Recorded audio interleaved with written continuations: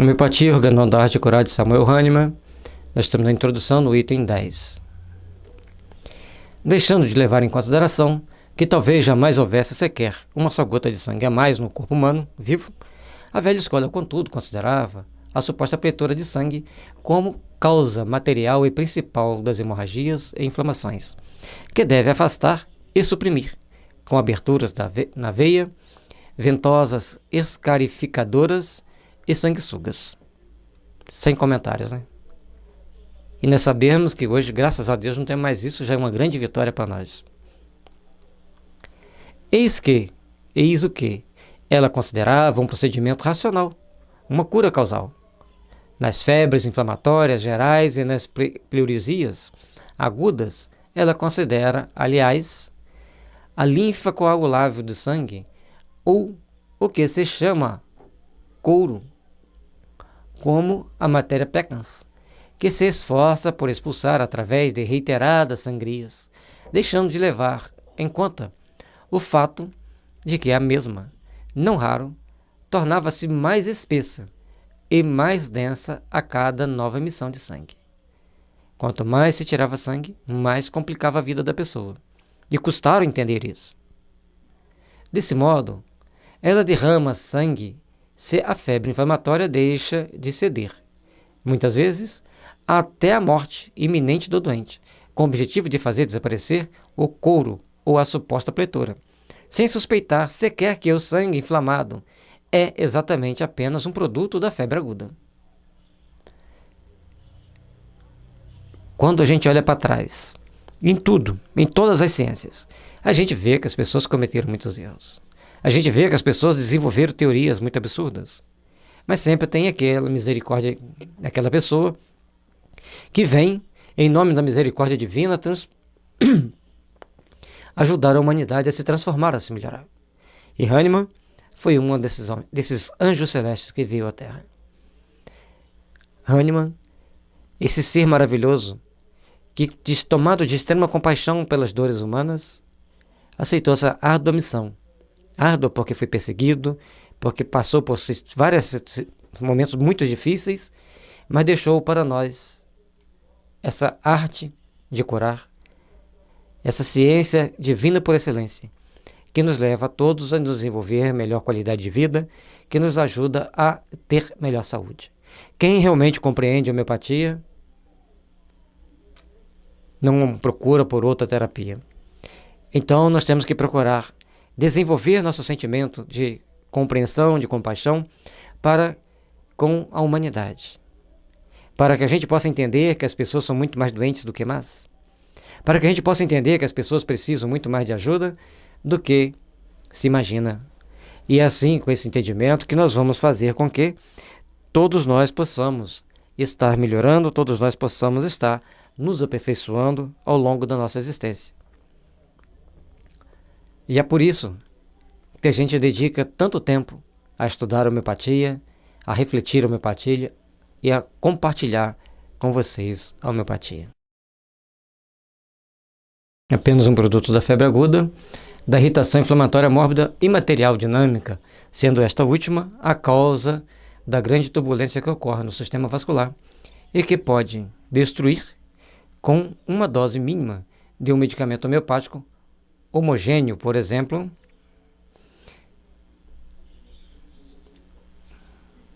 ou seja, a febre que as pessoas tentavam tirar com a sangria, que tentava aplacar com o processo de tentar desintoxicar a pessoa, mas reduzindo a quantidade de sangue tão fundamental à vida, acabava prejudicando a pessoa. E aqui ele está dizendo que uma pequena dose de um remédio vai ser eliminado aquela febre com naturalidade, sem grandes transtornos. Lógico que esse remédio aqui para uma febre está falando de uma forma genérica, não de uma forma bem exclusiva. Com um glóbulo de açúcar embebido em suco de acônito diluído ao decilionésimo grau, evitando os ácidos vegetais que, de modo que a mais violenta febre pleurética desaparece e é curada com todos os seus sintomas ameaçadores no espaço de poucas, no máximo 24 horas. Então, uma dose mínima de acônito faz aquela febre desaparecer num período de até 24 horas, sem nenhum transtorno e, pelo contrário, dando mais qualidade de vida à pessoa. Logicamente que está falando de uma febre pleurética, de uma febre específica, não de qualquer febre, porque para a febre temos vários remédios. Para a febre da dengue é uma, para a febre tifoide é outra, para a febre, cada febre tem um remédio específico. Tem até um livro de quase 200 páginas só dizendo as características da febre e o remédio. Sem diminuição de sangue e sem qualquer meio refrigerante, uma amostra do seu sangue deixará de apresentar qualquer vestígio de doença. Enquanto que o doente, muito semelhante, tratado agudo, o racionalismo da velha escola, se consegue escapar da morte. Após copiosas sangrias e cruéis sofrimentos, debilita-se, frequentemente durante meses, antes de novamente poder colocar-se de pé. Embora enfraquecidos, se nesse ínterim, tais são as frequentes consequências de um tratamento equivocado. Uma febre tifoide, uma leucoflegmasia ou uma tísica ulcerosa podem arrebatá-lo. Então, a pessoa fazia sangria, levava até meses para se recuperar, para se restabelecer, para recuperar aquele sangue perdido, até porque a alimentação naquele tempo não tínhamos os conhecimentos, os recursos que temos hoje, então as coisas ficavam muito complicadas.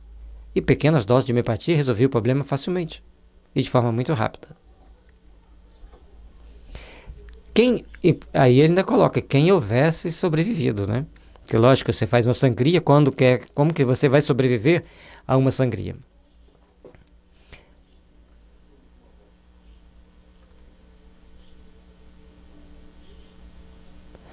Quem houver tocado o pulso tranquilo do doente 1 hora antes da aparição dos calafrios que sempre precedem a pleuresia aguda, espera-se que, quando 2 horas depois, havendo-se manifestado o calor, quer-se persuadi-lo de que a enorme pletora, agora existente, requer reiteradas sangrias. Nem pode deixar de perguntar-se que milagre no espaço de 2 horas seria capaz de produzir tantas libras de sangue, que agora se devem limitar nas veias cujo movimento há 2 horas antes havia sentido tão tranquilo.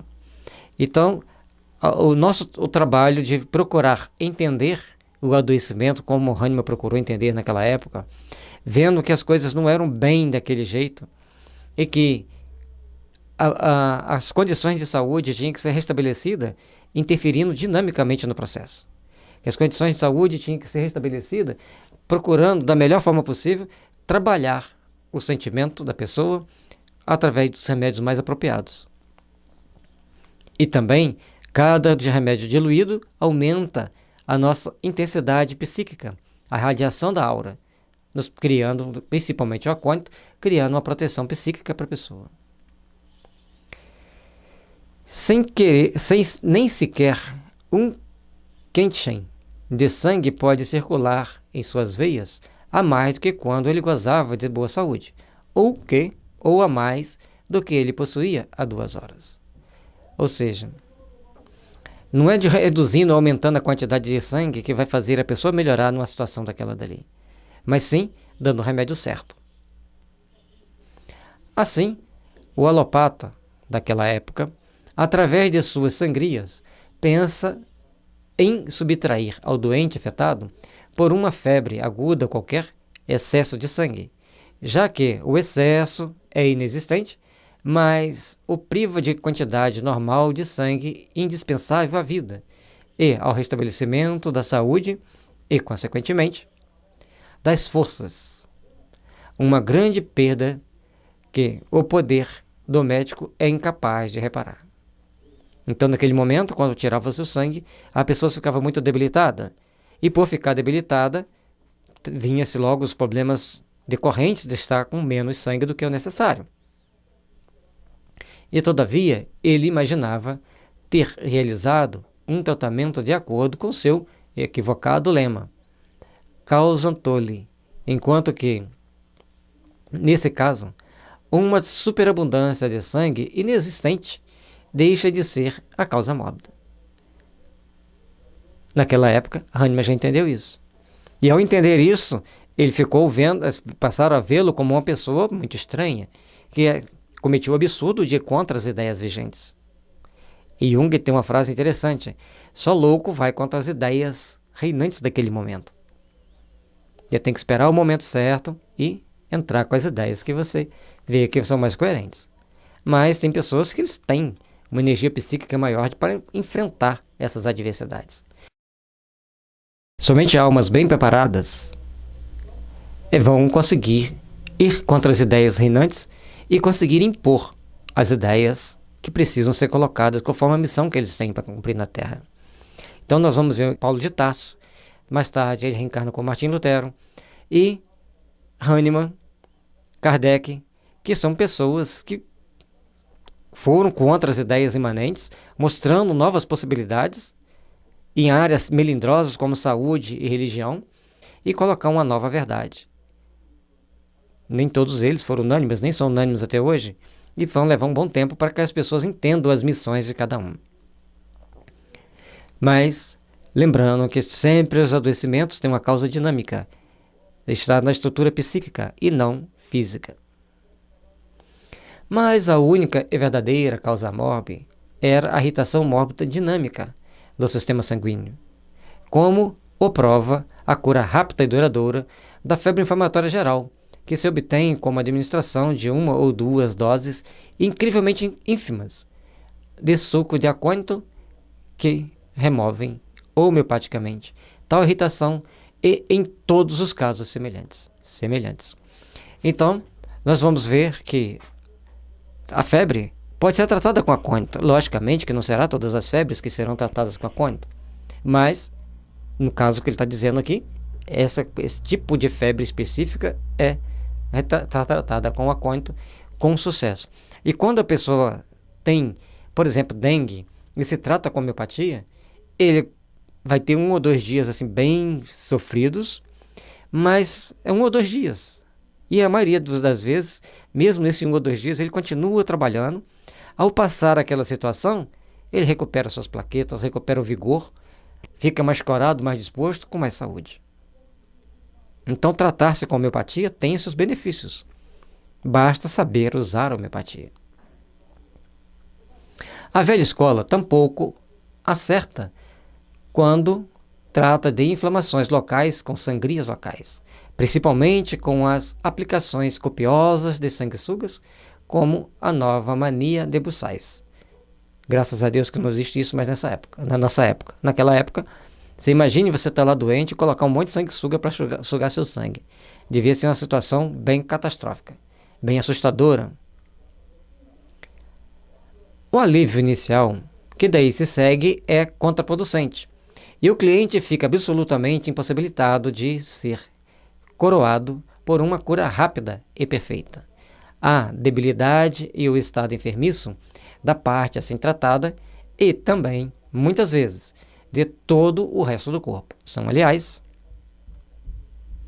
suficientes para demonstrar quando se estava equivocado em procurar inflamação local em uma pletora local, e quão tristes são as consequências de tais sangrias. Quando tal irritação inflamatória de aparência local, que é puramente dinâmica, pode ser rápida e duradouramente removida e curada assim, com tal modo, com uma igualmente pequena dose de acônito ou segundo as circunstâncias de beladona, sem necessidade de apelar para tais derramamentos de sangue sem sentido. Portanto, Hahnemann mostra as possibilidades de uma cura muito rápida, com os benefícios inerentes que a homeopatia pode proporcionar. Então nós temos aí um decilionésimo, e é tanto de zero aqui, 0,0000001. Não dá nem para ler todos, né? Esse é o decilionésimo conforme a observação de uma tradução mexicana. Aí, esse mais 1 e o mais 2, mais 1 removem, traduz melhor a ideia homeopática para este caso, e também ali, no mais 2, removida, traduz melhor a ideia homeopática para este caso. Se você tiver com original, você vai ver os ajustes que a gente fez em algumas palavras da tradução para ficar mais claro, mais fácil entender a homeopatia. Os meios empregados naquela época, só de ler, nos assustam. Imagine o doente diante desse tratamento. Hoje já deixou de ser assim, mas em outros aspectos que muito incomoda a quem vai se tratar.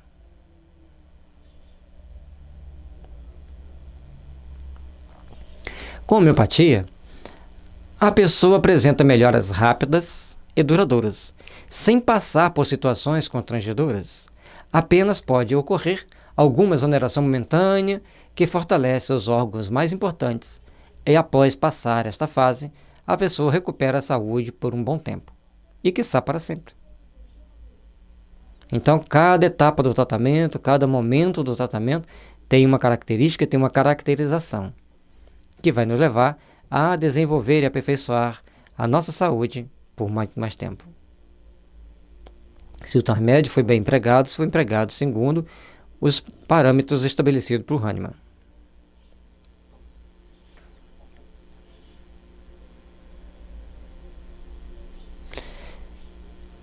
Que as bênçãos divinas nos envolvam e envolvam todos aqueles que sempre se dedicaram e procuraram trabalhar pela homeopatia. Que aí pedimos a Deus muita luz e paz para seus espíritos e que eles possam nos intuir, nos inspirar para o trabalho que precisamos empreender e principalmente a equipe do Sim Natural da Tenente que tanto lutam pela causa da homeopatia.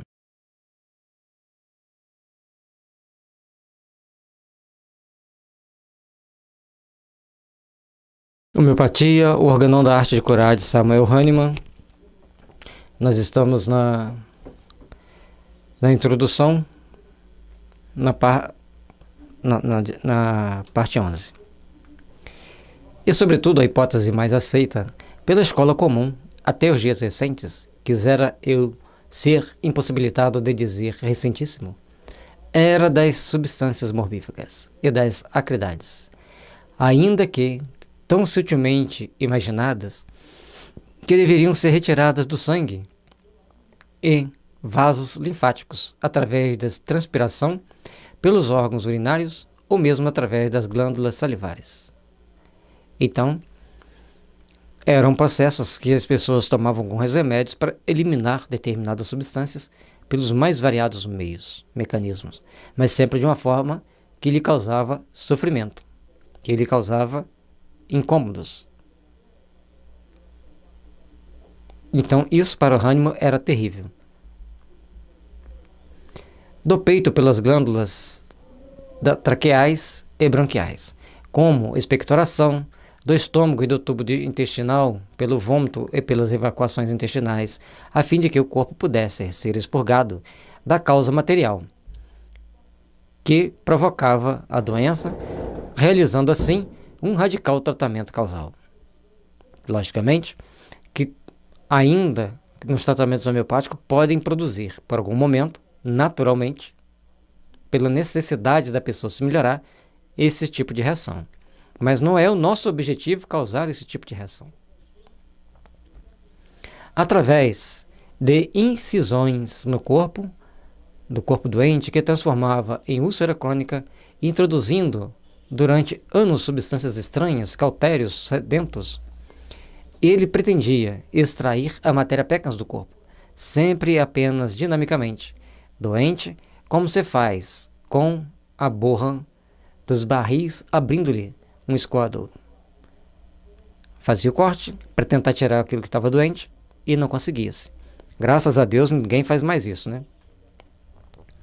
Ainda através de constantes emplastos de cantárias e vesicatórios, ela pretendia absorver os maus humores e limpar o organismo de toda substância mórbida, causando, contudo, com tal procedimento imprudente, o contrário à natureza, o debilitamento do corpo doente, normalmente tornando-o mais incurável, mais doente. Por isso, nós temos que procurar estar sempre atento em como estamos nos procedendo, em como estamos agindo para recuperar a saúde. E cada vez que nós vamos nos tratar, nós temos que nos aproximar mais da qualidade de vida. O adoecimento deve sair naturalmente, mas com a devida atenção ao caminho que o adoecimento toma após a tomada do remédio, pois as exonerações devem ser observadas sobre as luzes das leis de Hering. Todas as vezes que a gente toma homeopatia, nós temos que observar se estamos diminuindo a hierarquia do adoecimento. Vai ter, no nosso curso tem aula específica sobre isso. Como que as doenças estão se portando. Como que está diminuindo a hierarquia das doenças. Também é importante notar que a causa é sutil, energética, fluídica, vibracional, quântica. O físico sofre apenas as consequências, portanto, é para os corpos sutis que devemos direcionar a nossa atenção e a indicação dos remédios. Ou seja, a partir do momento que o adoecimento está saindo e a pessoa está tendo melhoras, ele estava com uma asma, tremenda falta de ar, tomou o remédio, começou a expectorar, mas está respirando. Não está mais com falta de ar, ele pode deitar e dormir a noite inteira, embora tussa inicialmente. Teve um caso de uma amiga nossa, que ela começou a fazer o tratamento da drenagem e num dado momento ela começou a tossir. Isso é muito incomum, porque normalmente as pessoas não apresentam essa tosse.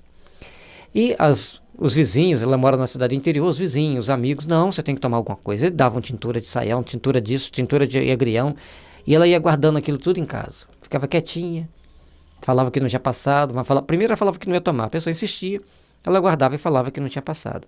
Quando foi uma noite, ela teve uma tosse terrível. E aquela tosse incomodou-a intensamente.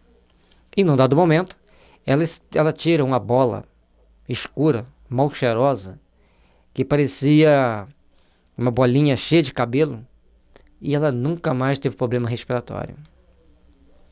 E ela falando assim, isso é um câncer que eu joguei fora.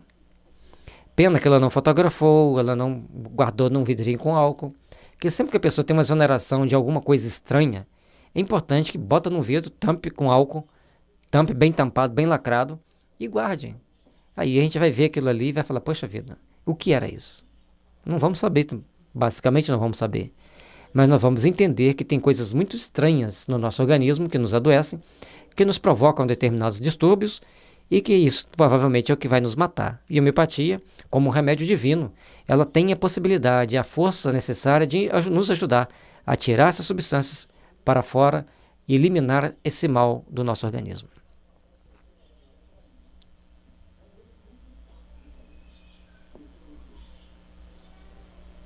Então, tudo que nós temos que fazer é observar o que está acontecendo, prestar bastante atenção nos caminhos dos adoecimentos e tomar o remédio que seja o mais homeopático possível. Assim sendo, se for retirada apenas a parte física do adoecimento, a parte fluídica continuará a interagir no sistema fisiopsíquico e buscará um novo meio de sair, normalmente por órgão mais nobre. Sempre que se suprime uma doença, seja por qual meio for, inclusive a homeopatia, ou remédios diluídos e dinamizados, que vai usar para suprimir, ela vai para um órgão mais nobre. Entender a hierarquia dos órgãos, você pode encontrar isso no nosso livro Homeopatia, Tratamento para o Espírito e para o Corpo.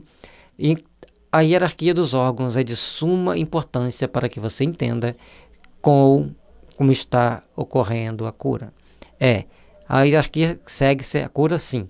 Cérebro, coração, pineal, que vai estar relacionado com o nosso comportamento, fígado, pulmão, rim, músculos, ossos e pele e unha. Problema na pele, problema na unha, nós temos que ter um cuidado todo especial. Não vamos mexer com problema de pele nem problema de unha de forma arbitrária. Tem que ser um remédio bem caracterizado para fazer com que aquilo suma, melhorando nossas qualidades internas. Porque se temos um problema na pele, se temos um problema na unha, nós temos um problema muito sério na nossa região abdominal, torácica e outros lugares mais. Aquela mancha marrom que as mulheres dão no rosto, que ficam desesperadas para tirar, aquelas manchas são tratáveis e a pessoa tem problema de intestino ou de útero. Se não tem um, tem outro. Ao tratarem esse problema, as coisas melhoram. Desta forma, tentar eliminar o adoecimento por meio mecânico e ir contra a lei da natureza, e sempre que se vai contra a lei da natureza, ela reage desfavoravelmente contra a agressão, criando um sinal fisiopsíquico mais complexo. Se nós tentarmos ir contra a lei da natureza, ela vai fazer com que nós tomemos uma condição de ter que nos melhorar. Nós teremos que encarar aqueles fatos e tentar reverter um quadro que às vezes nem sempre dá tempo, nem sempre dá certo, ou sempre que a gente consiga reverter, leva-se mais tempo, passa-se com mais dificuldade. Lógico que existem casos que requerem meios mecânicos, como uma fratura, por exemplo, mas nas infecções é necessário tratar a causa, que em qualquer situação é mente emocional, ou seja, está na estrutura psíquica do ser. Quando nós fortalecemos a nossa estrutura perispiritual, quando nós demos energia para o nosso perispírito agir, ele corrige aquele adoecimento naturalmente. Por isso que a gente já citou o exemplo no caso da sepsemia. A pessoa está com sepse, está se comprometendo, está correndo risco de vida, aliás, risco de morrer, né, risco de morte, mas, e raramente não morre, entrou com pirogênio e com arsênico, a pessoa melhora. Recupera-se muito rapidamente. Um outro exemplo importante é um caso de sepsemia em que, nos conceitos atuais, segunda década do século XXI, a gente está situalizando o momento que aconteceu o fato, para ser precisamente 2014, acha-se que se deve dar antibióticos fortíssimos e, mesmo assim, muitos clientes vêm a óbito, pois o antibiótico leva 48 horas para começar a fazer efeito, informação dos médicos que acompanhavam o caso. Então, nestes casos, deve-se usar pirogênio alternado com o arsênico álbum. O pirogênio CH7 e o arsênico álbum CH9 são as dinamizações mais apropriadas, 10 gotas e repetir conforme a necessidade do cliente, que são preventivos e curativos de tais situações e começam a agir em menos de 10 segundos. A gente escreveu minutos ali para não assustar as pessoas. É quase que instantâneo. Dá-se um, depois de uns 10 minutos, dá-se o outro. Na sepsemia, são 10 gotas de cada um. Na prevenção, o pirogênio são só 2 gotinhas. Não precisa de mais do que 2 gotinhas. Mas o mais ideal, neste caso, é preparar e dar um autonosóide da urina ou parte afetada. No CH7 ou CH9, 10 gotas, se adulta, menos nunca.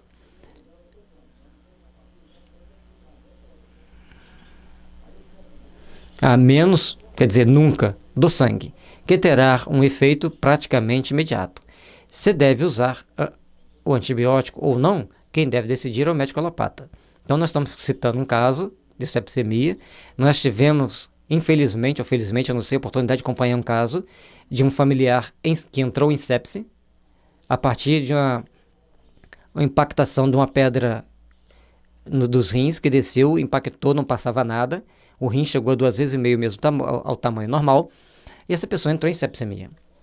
Ao começar a tomar o pirogênio e o arsênico, voltou, já estava quase morrendo, começou a recuperar a saúde, foi feito todo o procedimento, recuperou, a pessoa ficou 7 dias na CTI e mais 5 dias no quarto, e saiu do hospital, então com 12 ou 13 dias no total. E os médicos ficaram assustados de ver a rapidez que recuperou, porque eles evitavam se falar que dava homeopatia e eles evitavam querer saber que tinha dado homeopatia, como normalmente acontece. Mas a gente tem que procurar. A autonosóide da urina, no caso de uma sepse, é extremamente importante, mas nunca do sangue. Isso a espiritualidade sempre pede que evite mexer em fazer homeopatia do sangue, porque não sei e eu respeito. Mas, com a observação dos fatos, terão melhores dados e experiências que nos ajudarão a decidir nos casos futuros. Se as pessoas se todos estiverem realmente imbuídos de procurar fazer o melhor, de procurar ajudar ao máximo possível para se melhorar, para se restabelecer a saúde de quem quer que seja, então vamos saber, usando os dois, usar um, usar o outro, até que as coisas aconteçam da melhor forma possível e decide-se qual o melhor caminho. qual que deve ser usado, se pode ser usado só um, pode ser usado só o outro, ou deve ser usado os dois. Enquanto não temos certeza, usa-se os dois. Organão da Arte de Curar, de Samuel Hahnemann, comentado à luz do Evangelho de Jesus, enfocando a necessidade da drenagem miasmática. Aos nossos agradecimentos aos grandes nomes da homeopatia, aqueles espíritos iluminados que vieram à Terra nos trazer essas bênçãos ou nos ajudar a divulgar essas bênçãos. Que eles possam nos inspirar, nos intuir, para que a gente tenha condições seguras de trabalhar e ajudar a humanidade. Que as bênçãos de Deus possam nos envolver e nos fortalecer.